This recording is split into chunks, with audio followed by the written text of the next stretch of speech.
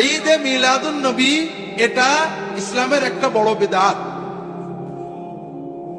ইসলামের প্রথম 600 বছরে এই শব্দটা আপনারা পাবেন না।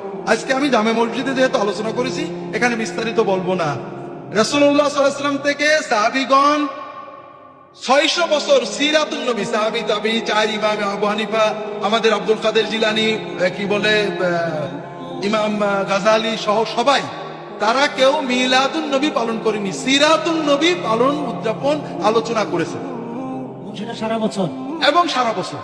এই জন্য রবিউল আউয়াল মাসে ঈদে মিলাদুন নবী পালন করাটা ইসলামে প্রবেশ করেছে রাসূলুল্লাহ সাল্লাল্লাহু আলাইহি ওয়াসাল্লামের ওফাতের 600 বছর পরে।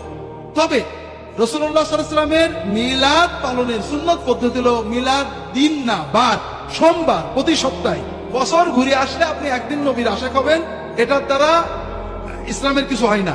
এটা ইহুদি খ্রিস্টানদের সিস্টেম, আমরা